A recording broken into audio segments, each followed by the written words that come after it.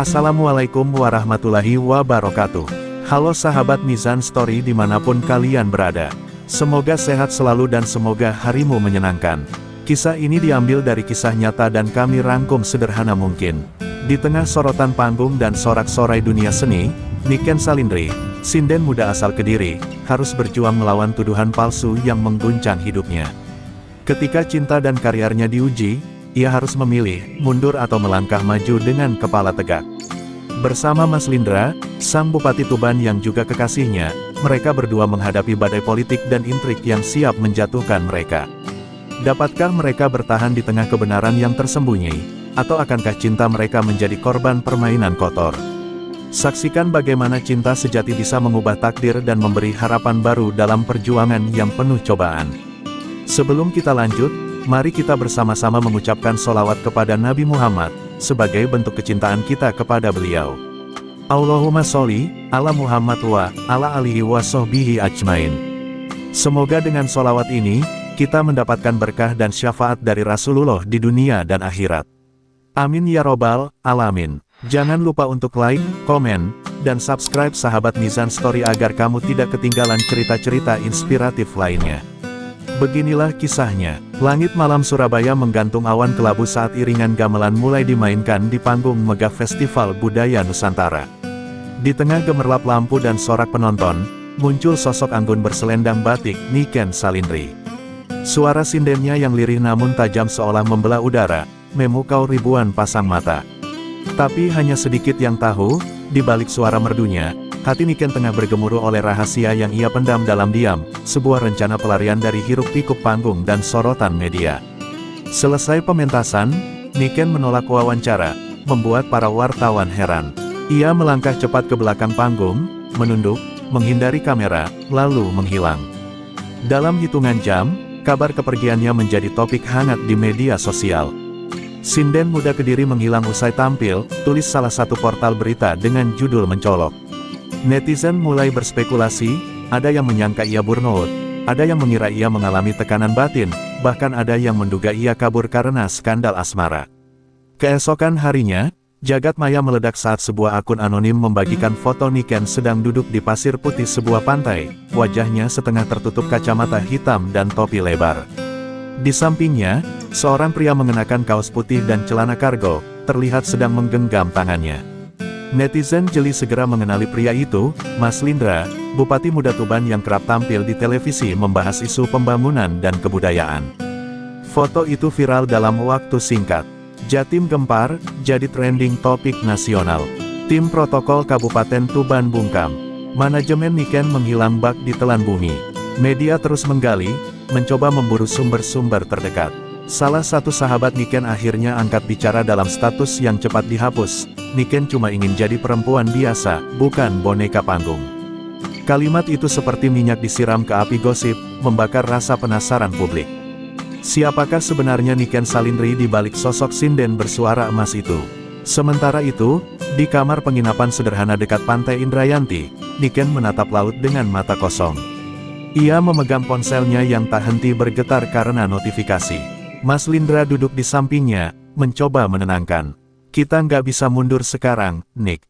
Ini satu-satunya waktu kita bisa hidup tanpa topeng, ucapnya pelan. Tapi di hati Niken, berkecamuk ragu dan rasa bersalah, ia mencintai pria itu, namun benarkah ini saat dan cara yang tepat? Di sudut hati Niken, kenangan masa kecilnya di Kediri muncul, saat ia pertama kali bernyanyi di acara desa, mengenakan kebaya pinjaman ibunya. Ia hanya ingin menyanyikan rasa, bukan jadi bahan tontonan.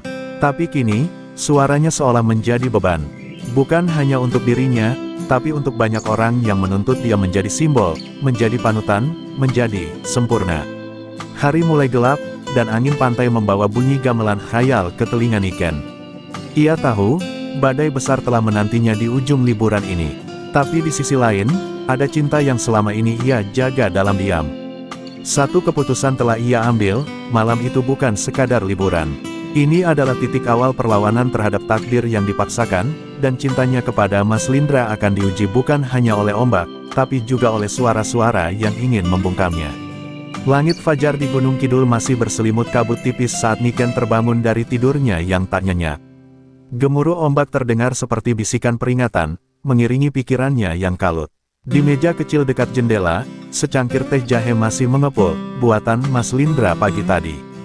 Ia sudah pergi keluar sejak subuh, meninggalkan sepucuk catatan singkat, "Jangan takut jadi dirimu sendiri, Nick.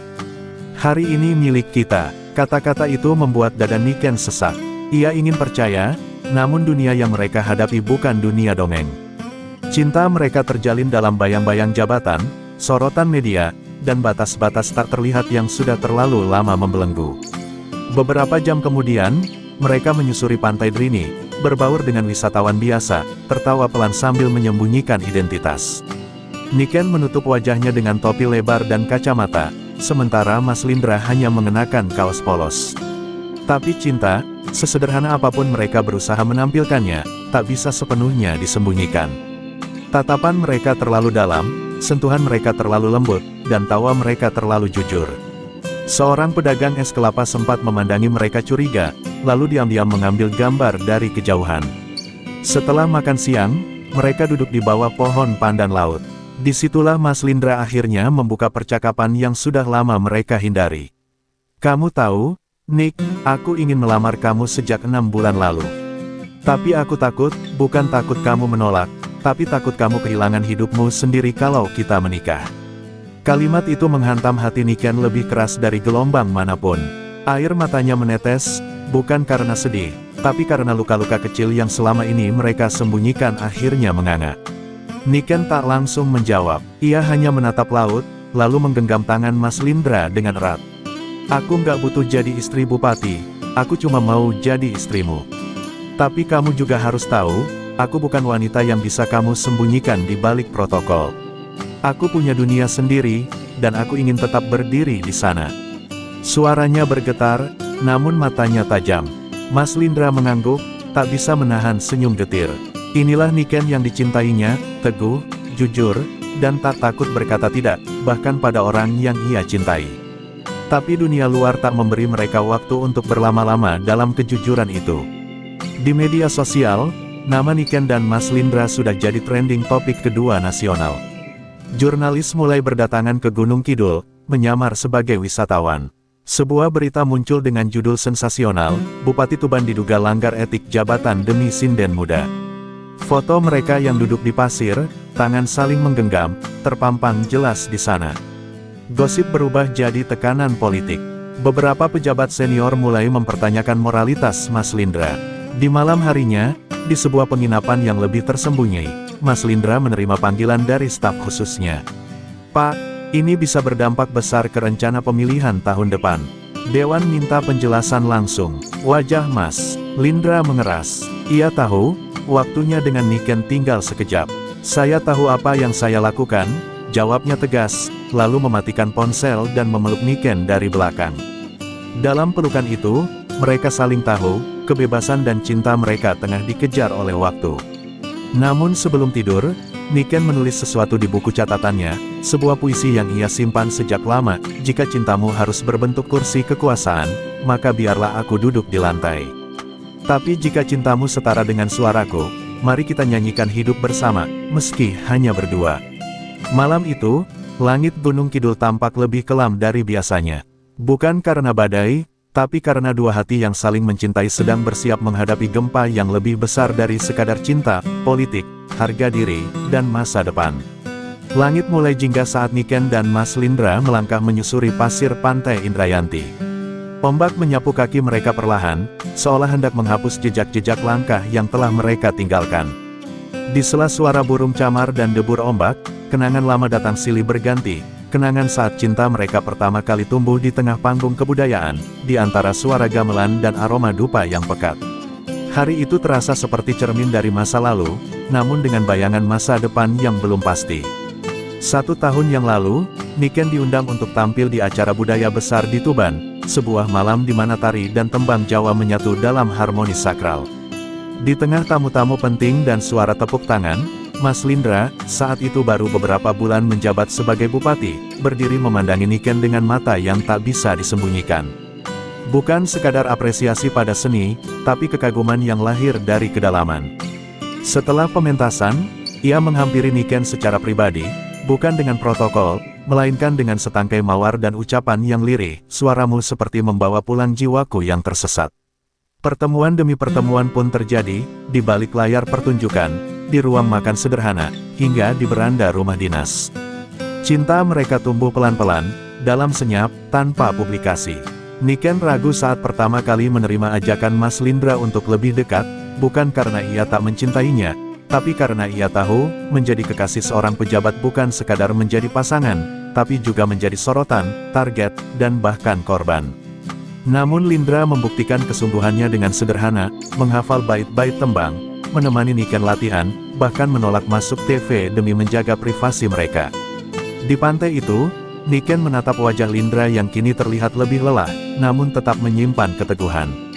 "Masih ingat malam waktu kita nyanyi bareng di Pendapa Tuban?" tanya Niken, senyumnya tipis. Mas Lindra tertawa kecil, lalu melanjutkan, "Waktu itu aku salah nada, kamu nggak berhenti nyindir aku seminggu." Mereka tertawa bersama, untuk sejenak melupakan kenyataan. Tapi tawa itu cepat berlalu ketika Niken menghela napas panjang. "Tapi sekarang, dunia kita udah nggak seindah nada-nada itu lagi, Mas." Mas Lindra menatap Niken lama. "Kita masih bisa buat dunia kita sendiri, Nick. Biar yang lain mau bilang apa." Tapi Niken menggeleng pelan. "Mas, kamu calon gubernur. Aku cuma sinden dari desa kecil. Kita bukan dua nada dalam satu lagu. Kita, dua alat musik yang bunyinya bisa bentrok kapan saja." Tangannya gemetar, tapi ia tak lepaskan genggaman Lindra. Mereka tahu, cinta mereka tidak salah, tapi mungkin dunia memang belum siap menerima lagu mereka yang tak sesuai selera umum. Di ufuk barat, matahari tenggelam perlahan, seolah membawa serta harapan-harapan kecil yang belum sempat berkembang. Niken dan Mas Lindra duduk dalam diam, hanya saling menggenggam tangan. Di kejauhan, kamera-kamera tersembunyi kembali merekam. Mereka tak lagi sendiri di pantai itu, tapi dalam hati mereka seolah hanya berdua di dunia. Dan malam itu, dalam sunyi, mereka tahu, cinta mereka harus bertarung bukan hanya melawan waktu dan sorotan, tapi juga melawan luka-luka lama yang dibentuk oleh kenyataan dan perbedaan. Pagi itu, langit Gunung Kidul muram, seolah turut merasakan amarah yang sedang membuncah di jagat maya. Saat Niken membuka ponselnya, ia terdiam lama. Puluhan pesan masuk dari rekan-rekan sesama seniman, keluarganya di Kediri, bahkan dari guru sindennya dulu. Berita dengan tajuk, "Sinden Muda Bawa Malu ke Dunia Seni Jawa," tersebar masif. Netizen ramai menghujat, menuduhnya merebut perhatian demi popularitas, bahkan ada yang menyamakannya dengan selebritas murahan. Niken gemetar, bukan karena takut dihina, tapi karena dunia yang dulu memujanya dengan hormat, kini menolak kehadirannya dengan luka. Di Tuban, suasana tak kalah panas. Rapat darurat digelar di Pendapa Kabupaten.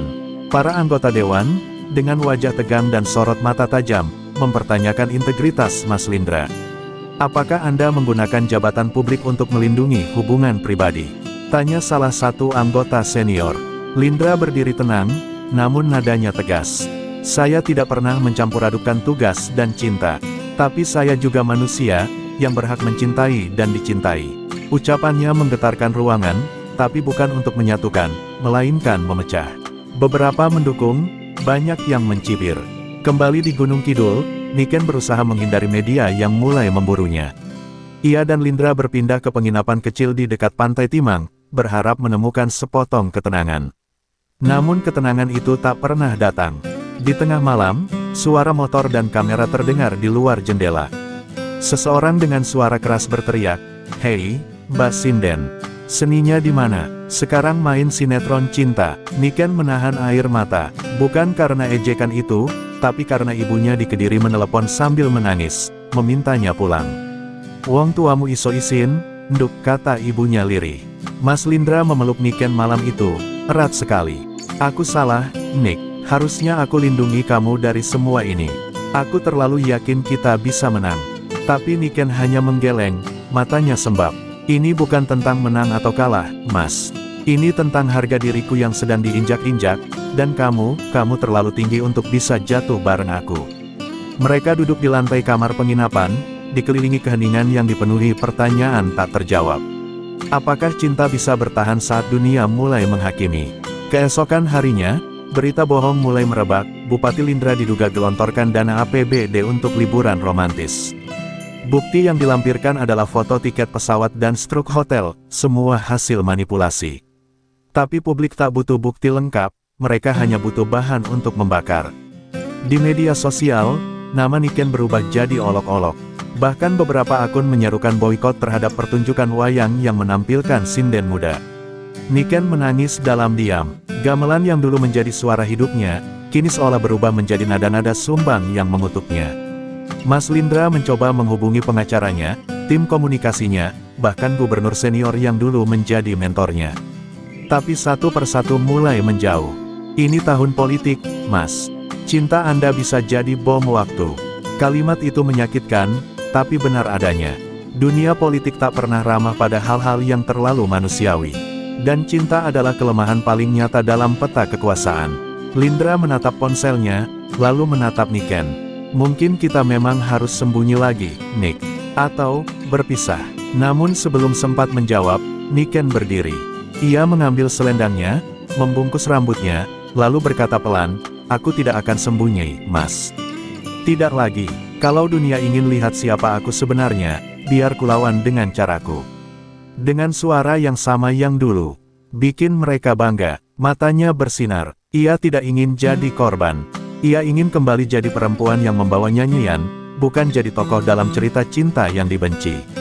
Dan malam itu, untuk pertama kalinya, Niken memilih melawan, bukan untuk dirinya sendiri, tapi untuk cintanya yang ingin tetap hidup di tengah badai gosip yang makin menggila. Senja menyelimuti langit Yogyakarta saat Niken berdiri di tengah panggung kecil sebuah acara budaya di Bantul. Di depannya, hanya puluhan pasang mata yang hadir secara langsung, anak-anak muda, pecinta seni, dan segelintir warga lokal. Tapi yang tak terlihat jauh lebih besar, ribuan orang menyaksikan siaran langsungnya melalui kanal YouTube komunitas. Dengan kebaya sederhana dan rambut disanggul rapi, Niken menunduk sejenak sebelum membuka suara. Suara gamelan pelan mengiringi langkah awalnya, namun bukan tembang tradisional yang ia nyanyikan. Malam itu, ia menyanyikan Kidung Pertiwi dengan aransemen baru, perpaduan nyaring suara luka dan harapan. Suaranya lirih namun berani, menggema di antara dinding bambu panggung.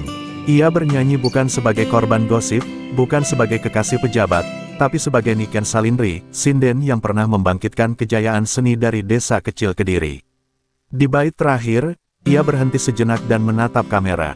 Untuk semua perempuan yang pernah dibungkam karena cinta, untuk semua suara yang dianggap tidak layak karena bukan suara kuasa, malam ini, aku tidak akan diam. Tepuk tangan pecah. Bahkan sebagian penonton meneteskan air mata. Di sisi lain, Mas Lindra menonton siaran itu dari dalam mobil dinasnya yang berhenti di pinggir jalan antara Tuban dan Surabaya. Ia tak bisa menahan air mata saat melihat Niken berdiri seteguh itu. "Maafkan aku karena pernah berpikir kamu harus diam demi aku," ucapnya pada dirinya sendiri. Tapi sebelum bisa menekan tombol panggilan, ia menerima pesan dari ajudannya, "Pak, tim lawan politik sudah mulai mempersiapkan langkah pemakzulan. Mereka pakai video-video kedekatan Anda sebagai amunisi." Lindra menatap layar kosong dengan rahang mengeras. Cinta dan kekuasaan sedang saling tarik tambang di dalam dirinya. Keesokan harinya, media justru mulai memihak Niken. Pidatonya yang singkat namun menggetarkan hati disorot berbagai portal berita nasional.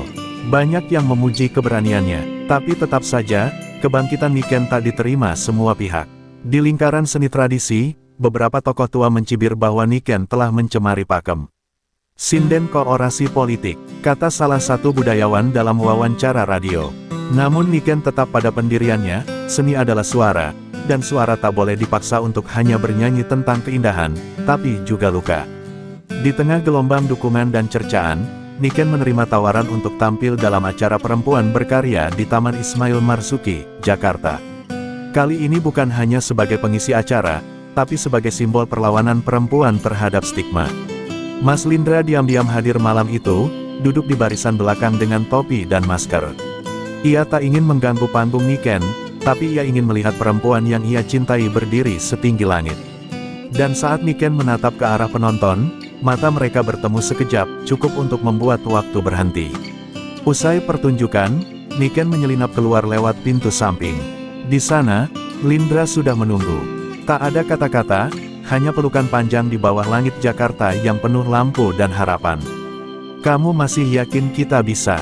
tanya Niken lirih. "Aku nggak yakin dunia akan berubah, Nick. Tapi aku yakin kamu adalah satu-satunya alasan kenapa aku ingin bertahan di dunia ini," jawab Lindra pelan. Mereka tahu perjuangan belum selesai, tapi malam itu, cinta mereka berdiri sedikit lebih kuat, di atas panggung yang dulu nyaris meruntuhkannya. Namun di balik layar, seseorang menyaksikan momen itu dengan wajah gelap, seorang politisi senior dari partai oposisi di Tuban, yang pernah berseteru dengan Lindra soal proyek pembangunan.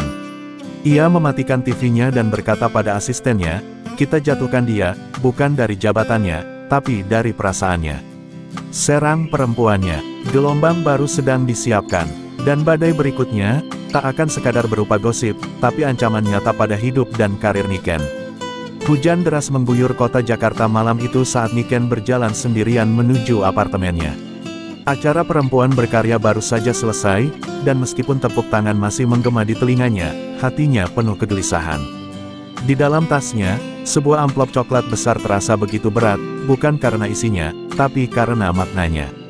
Seorang pria tak dikenal menyerahkannya diam-diam di belakang panggung, berbisik pelan, "Jaga diri, Mbak. Musuhmu nggak main-main." Sesampainya di kamar, Niken membuka amplop itu. Isinya membuat tangannya gemetar, foto-foto dirinya dari masa lalu, sebagian bersama seorang lelaki yang wajahnya tak asing, mantan kekasih sekaligus trauma lama yang pernah membuatnya nyaris meninggalkan dunia seni. Nama lelaki itu adalah Dimas, seorang koreografer ternama yang dulu menjadi cinta pertamanya. Ia juga orang yang pernah hampir menghancurkannya, secara emosional, bahkan fisik. Dimas pernah mencoba mengendalikan hidup Niken sepenuhnya, menciptakan skandal yang membuat Niken menghilang dari panggung selama hampir 2 tahun. Kini, dalam amplop itu, foto-foto lawas mereka dipadu dengan narasi rekayasa. Sinden kontroversial ini pernah terlibat kasus kekerasan dan narkoba bersama koreografer X. Semua itu jelas fitnah, tapi siapa yang peduli kebenaran saat yang dicari hanya sensasi. Di Tuban, Mas Lindra menerima pesan dari nomor tak dikenal. "Kalau tidak mundur dari bursa gubernur, Niken akan kami jatuhkan." Ini baru pembuka. Ia langsung menghubungi pengawalnya dan memerintahkan timnya untuk melacak pengirimnya. Tapi politik tak punya musuh yang jelas. Serangan semacam ini tak akan datang dari depan, ia akan menjalar seperti api dari bawah pintu, diam-diam membakar reputasi yang dibangun bertahun-tahun. "Mereka main kotor, Nick," katanya saat menelepon Niken. Tapi Niken justru terdengar lebih tenang dari biasanya. "Biar aku yang bicara kali ini, Mas. Aku capek disembunyikan, aku capek jadi alasanmu merasa bersalah." Esoknya, Niken menggelar konferensi pers dadakan di depan Gedung Pusat Kebudayaan. Ditemani 2 tokoh perempuan dan seorang pengacara HAM, ia buka suara. "Saya Niken Salindri, sinden, perempuan, dan manusia biasa. Tuduhan yang dilemparkan kepada saya adalah manipulasi keji. Dan kepada semua perempuan yang pernah dijatuhkan dengan cerita palsu, saya di sini bukan untuk bersembunyi, tapi untuk berdiri." Tangis tak tertahan saat ia mengangkat salah satu foto itu, lalu merobeknya di hadapan kamera. "Saya bukan korban, saya penyintas, dan saya tidak akan diam lagi." Namun keberaniannya dibalas dengan lebih ganas. 2 hari kemudian, rumah orang tua Niken di Kediri dilempari batu. Jendela pecah, ibunya syok, dan ayahnya terluka ringan. Media sosial dipenuhi pesan penuh kebencian. Beberapa menyebut Niken sebagai biang masalah yang membawa malapetaka ke keluarganya. Niken hancur. Ia memeluk ibunya di ruang IGD sambil terus menyalahkan dirinya sendiri. "Aku cuma ingin nyanyi, Bu, cuma ingin hidup," lirihnya sambil menggenggam tangan ibunya yang dingin. Di titik terendahnya, Niken menerima kunjungan dari seseorang tak terduga, mantan gurunya di Sanggar, Mbah Ratni, seorang sinden legendaris yang telah lama pensiun. Perempuan tua itu duduk di samping ranjang ibunda Niken dan menggenggam tangan Niken. "Suaramu bisa menyembuhkan luka banyak orang, Nduk. Tapi ingat, yang pertama, harus kamu sembuhkan adalah lukamu sendiri." Kalimat itu menusuk, lalu menyala dalam dada Niken. Ia sadar, ia tidak bisa berhenti. Jika ia mundur sekarang, maka mereka yang menebar ancaman akan merasa menang. Dan lebih dari itu, ia akan kehilangan dirinya sendiri. Malam itu, Niken kembali ke kamar hotel dan duduk di depan cermin. Ia melepas sanggulnya, membiarkan rambutnya jatuh, lalu menatap wajahnya sendiri. Di balik mata yang lelah, ia melihat Nyala kecil yang dulu membawanya dari panggung desa ke ibu kota. Ia membuka kotak kecil berisi selendang yang diberikan Mas Lindra di awal hubungan mereka. Ditaruhnya di pundak, lalu dengan suara lirih, ia mulai menyanyikan tembang Ladrang Wilujeng, lagu pembuka, bukan penutup. Karena perang ini belum selesai, dan Niken memilih untuk bernyanyi, bukan bersembunyi. Pagi yang mendung menyelimuti Jakarta, namun suasana kantor tim sukses Mas Lindra jauh lebih suram. Aroma ketegangan menyusup di setiap sudut ruangan. Desas-desus tentang ancaman pemakzulan semakin menguat, dan serangan terhadap Niken ternyata bukan serangan acak. Seorang staf muda yang selama ini terlihat paling setia, Reza, tertangkap mengirimkan data pribadi Niken kepada seorang politisi oposisi. Saat dikonfrontasi, Reza hanya tertunduk sambil berucap dingin, "Saya cuma realistis, Pak. Cinta Anda akan menenggelamkan seluruh perahu ini." Mas Lindra terpukul. Selama ini, Reza adalah orang kepercayaannya, orang yang mendampingi saat ia naik jabatan, saat menyusun program Tuban Hijau, bahkan saat ia mengenalkan Niken secara diam-diam kepada timnya. Pengkhianatan ini lebih dari sekadar strategi politik. Ini luka pribadi. Lindra menatap meja kerjanya yang penuh dokumen, lalu meremas salah satu berkas. "Kalau aku harus kehilangan jabatan demi melindungi Niken, aku siap. Tapi jangan sentuh dia seperti ini," gumamnya penuh bara. Di tempat berbeda, Niken sedang bersiap untuk tampil di sebuah acara budaya independen bertajuk Suara Tanpa Kuasa. Ia memilih tampil tanpa riasan berlebihan, hanya mengenakan kebaya putih sederhana. Namun saat akan naik ke panggung, manajernya, Maya, tiba-tiba menariknya ke belakang dengan wajah pucat. "Nick, kita dibatalkan. Panitia ditekan. Katanya kalau kamu tampil, dana acara akan dicabut dari sponsor."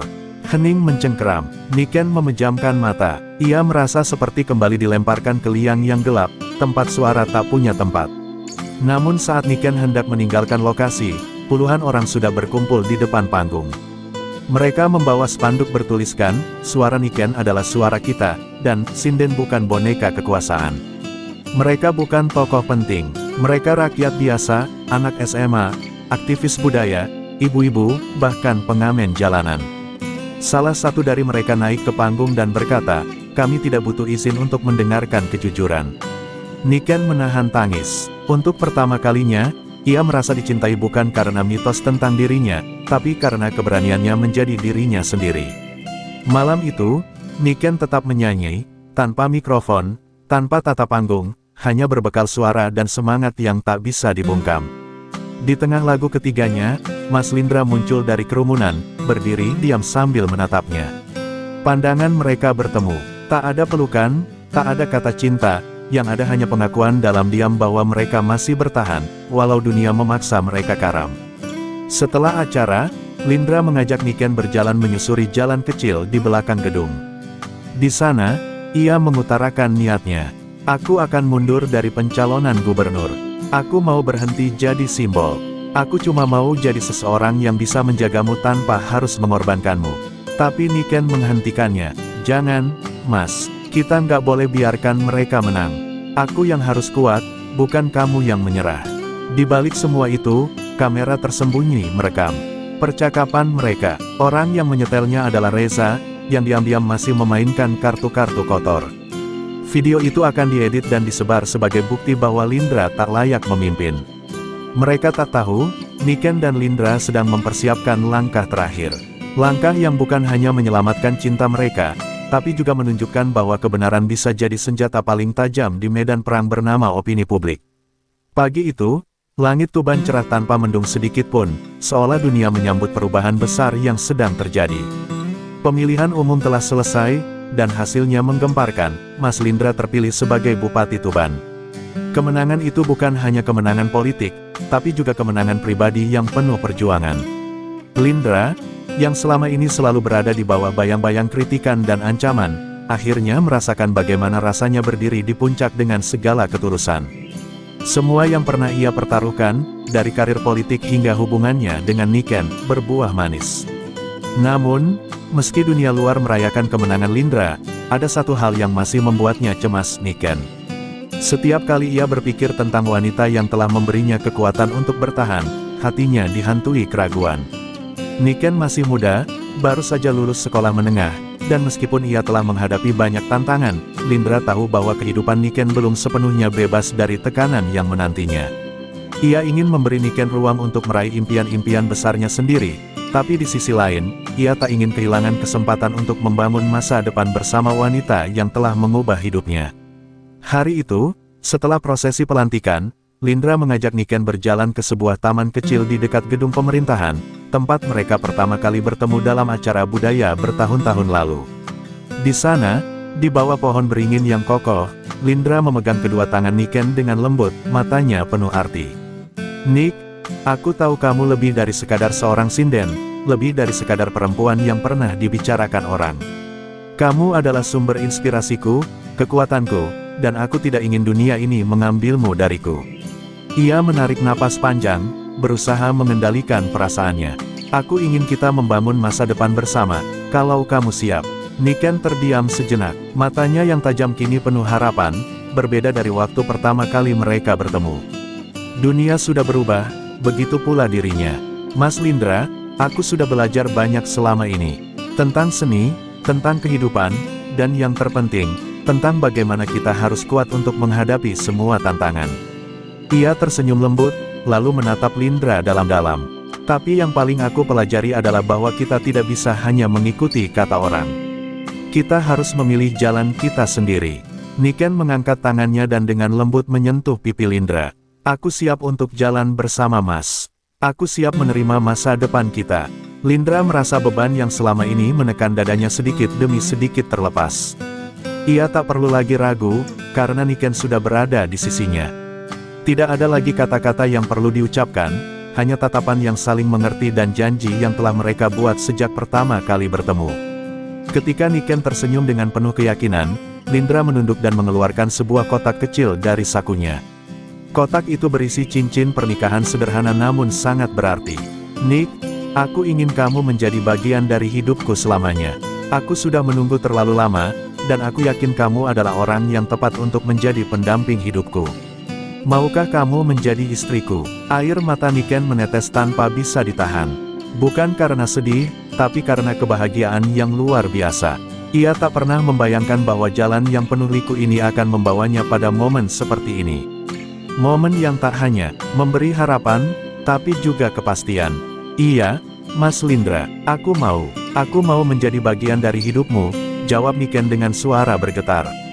Mereka berdua berpelukan, di bawah pohon beringin yang menjadi saksi perjalanan cinta mereka. Meskipun dunia luar masih penuh dengan tekanan dan harapan yang berbeda, mereka tahu bahwa mereka bisa menghadapi semuanya bersama. Niken akan terus berkarya dengan suaranya, dan Lindra akan memimpin Tuban dengan tekad dan kejujuran yang telah teruji. Dan bersama-sama, mereka akan membangun masa depan yang penuh cinta dan harapan. Tahun-tahun berlalu dengan penuh kebahagiaan dan kesuksesan. Lindra menjalani masa jabatannya sebagai Bupati Tuban dengan dedikasi tinggi, sementara Niken menjadi salah satu ikon seni tradisional yang semakin dikenal. Mereka tak hanya berhasil meraih mimpi masing-masing, tetapi juga saling mendukung untuk mencapainya. Dan pada suatu sore yang indah, setelah 5 tahun berlalu, Niken berdiri di atas panggung besar, mengenakan gaun pengantin, menyanyikan tembang Ladram Wilujeng dengan penuh harapan. Di sampingnya, Lindra berdiri tegak, penuh kebanggaan. Mereka telah bersama melewati segala rintangan, dan kini siap untuk melangkah bersama dalam kehidupan yang lebih indah. Perjalanan Niken dan Lindra adalah bukti bahwa cinta, meskipun diuji oleh berbagai rintangan dan gosip, tetap dapat menemukan jalannya. Mereka telah membuktikan bahwa tak ada yang lebih kuat daripada tekad dan keberanian untuk tetap menjadi diri sendiri, apapun yang terjadi. Meskipun dunia penuh dengan suara-suara yang mencoba membungkam mereka, Niken dan Lindra memilih untuk berbicara dengan hati mereka, untuk menyuarakan kebenaran, dan akhirnya untuk mengukir kebahagiaan bersama. Sebuah perjalanan yang penuh lika-liku, namun berakhir dengan indah di atas panggung kehidupan yang lebih cerah. Kami berharap cerita ini bisa memberikan inspirasi tentang keteguhan hati dan pentingnya tetap setia pada diri sendiri. Semoga kisah ini bisa membawa kebahagiaan, kekuatan, dan harapan untuk Anda semua. Cerita ini sepenuhnya fiksi dan tidak bermaksud merujuk pada kejadian nyata. Semua karakter, kejadian, dan tempat dalam cerita ini adalah hasil imajinasi penulis. Setiap kesamaan dengan peristiwa atau individu yang hidup atau telah meninggal adalah kebetulan belaka. Terima kasih sudah menonton sampai akhir sahabat Mizan Story. Semoga kisah ini bisa memberikan inspirasi buat kita semua. Jangan lupa untuk like, komen, share, dan subscribe agar tidak ketinggalan cerita-cerita yang menarik selanjutnya. Wassalamualaikum warahmatullahi wabarakatuh.